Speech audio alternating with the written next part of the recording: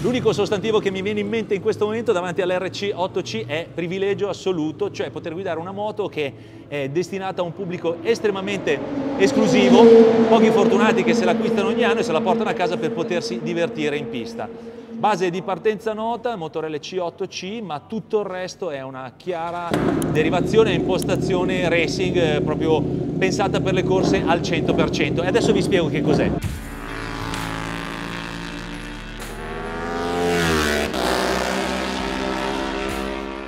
Tutto parte dalla RC 8C, progetto raffinatissimo e super sportivo pensato per un numero ristretto di appassionati del marchio KTM e di pista. Ogni anno ne vengono realizzate rigorosamente a mano solo 100 unità. Oggetti iper goduriosi, 142 kg di peso per una potenza di 135 cavalli, che significa un rapporto peso-potenza prossimo all'1 a 1. Cui aggiungo con piacere le scelte tecniche. Sospensioni VP Pro, forcella X-Act Pro a cartuccia chiusa da 43 mm di diametro, monoammortizzatore Apex Pro, regolabile sia sulle alte sia basse velocità, e pneumatici Pirelli Slick SC1, roba da mondiale supersport, per palati fini, il tutto ad un prezzo ovviamente adeguato all'oggetto, 42.000 euro. Noi a Portimao siamo stati ospiti e testimoni della consegna ufficiale a un ristretto gruppo di clienti che ha potuto così portare a battesimo la propria RC 8C.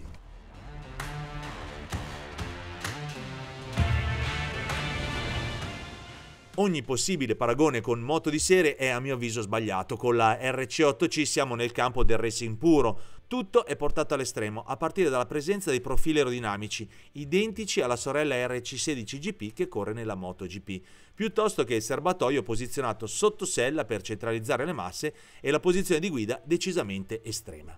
Posizione di guida ovviamente super regolabile sia a livello di apertura di manubri e di larghezza rispetto alla sezione frontale, pedane anch'esse regolabili e zona della sella super slim, al punto che in queste sessioni che abbiamo fatto oggi alla guida dell'RC8C mancava la possibilità di avere un buon contatto sul serbatoio, in particolar modo nel momento delle frenate, quelle più aggressive, si scivolava molto in avanti. La cosa si risolve molto semplicemente inserendo ovviamente del materiale che generi un po' di grip, ma a parte questo devo dire è una posizione perfettamente studiata a livello di angolo delle gambe e di apertura delle braccia. Segnalo che il terminale di scarico corto molto vicino alla pedana in realtà va a intercettare il piede soprattutto quando si sta molto arretrati anche rettilineo o nei cambi di direzione, quindi è forse l'unico difetto che mi sento di segnalare.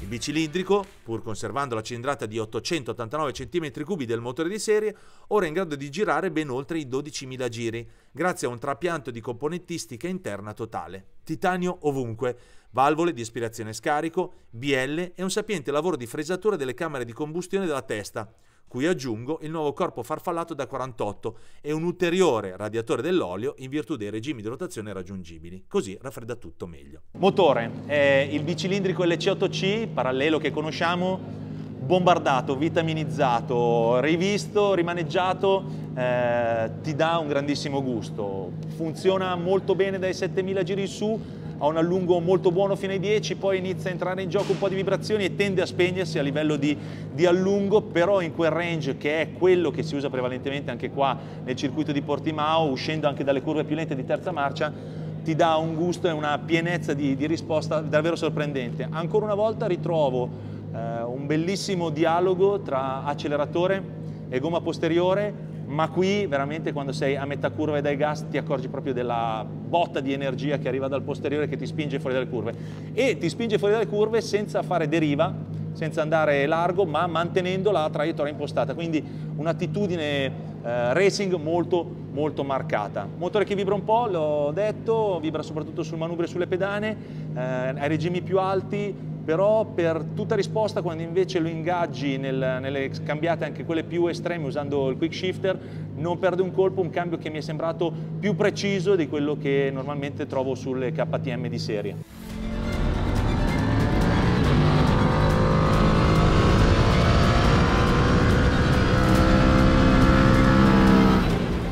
Tutto è perfettamente accordato.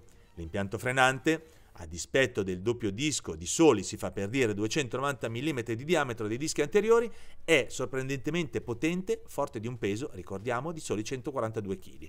Affiancato il tutto a una pompa radiale Brembo 19 RCS, corsa corta e pinze monoblocco stilema. Inevitabile la presenza di una strumentazione orientata al tempo sul giro che prevede GPS e ricavare tutte le informazioni necessarie per un'analisi approfondita della telemetria è ovviamente sottinteso. Impianto frenante, in questo caso giustamente visto il prodotto, il pacchetto, la qualità generale della RC8C, non poteva che essere Brembo stilema, ma è interessante notare come abbiano scelto un diametro, una misura decisamente ridotta, stiamo parlando di una super light in questo caso, 290 mm il diametro dei dischi, sufficienti per avere una frenata veramente esagerata. L'impianto frenante prevede ovviamente la pinza, anche in questo caso Brembo, quel top di gamma che si aspettano tutti i piloti professionisti, e devo dire che la reazione dell'impianto frenante è straordinaria, cioè non c'è nessun filtro tra la leva, le pastiglie dei dischi anteriori, e con una frenata veramente controllabile,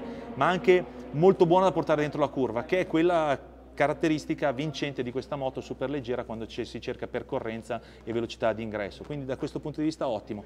Segnalo invece la leva del freno posteriore decisamente bassa, non facilmente raggiungibile nelle percorrenze di curve, anche per farsi dare una mano quando c'è da intervenire negli scollini, quelli di Portimao, dove la moto si impenna in modo deciso. La leva un po' più alta aiuterebbe, e quindi non posso dare indicazioni specifiche sul comportamento del freno posteriore. Ciclistica probabilmente è la carta vincente della RC8C per il comparto forcella e monoammortizzatore che mette a disposizione, tra l'altro monoammortizzatore con leveraggio progressivo. Il tutto è iper regolabile al millimetro, anzi forse meno del millimetro, per trovare il miglior setup per ogni tipo di pista. Noi oggi abbiamo guidato con un setup standard perché KTM inevitabilmente doveva anche accontentare piloti di diverse taglie, ma non ho davvero da questo punto di vista nulla da dire.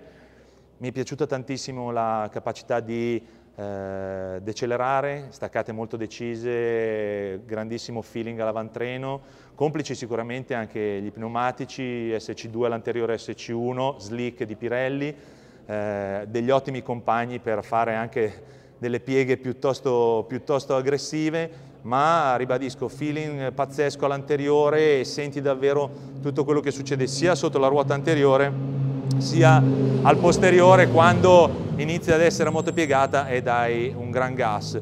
La definirei sportivamente confortevole, nel senso che tutto quello che può desiderare uno che si avvicina a questo mondo, secondo me con una moto di questa categoria ha veramente pane per i suoi denti sotto ogni punto di vista.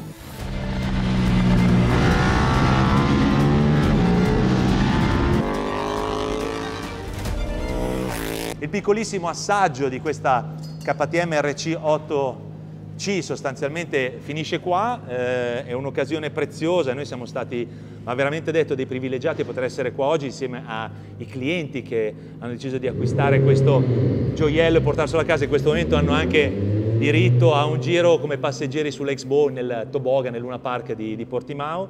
Le conclusioni: è difficile essere critici su un oggetto di questo tipo, cerco sempre di essere il più analitico possibile, ma in un contesto come questo, con una pista per niente semplice, con tutti i saliscendi e punti di staccata anche non facilissimi e punti di uscita di curva molto difficili da riconoscere perché ciechi, quello che posso dire è che, avendo guidato questa moto e quello che mi ha trasmesso, mi fa capire il potenziale altissimo della RC8C, cioè non avendola mai guidata, pochissimo tempo in sella e subito un ottimo feeling, evidentemente hanno centrato in pieno il progetto. È una moto che meriterebbe di essere provata da tanti per capire effettivamente il potenziale, pur non essendo una superbike targata da 200 e passa cavalli, però questo non è assolutamente un limite. Ci sono circuiti, ci sono contesti in cui qualche cavallo in meno in realtà non è un limite, ma un'occasione per divertirsi e poter fare, quando ci sono i track day,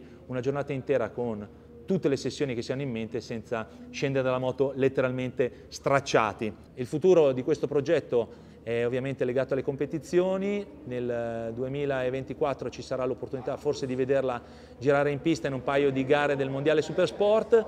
Osservatela, prendete i tempi, capite che cosa fa, perché è stata davvero una bella esperienza. Vi segnalo la presenza del serbatoio posteriore qui in un materiale plastico che resiste praticamente a ogni urto, non si rompe, l'hanno dichiarato stamattina, una chicca in più.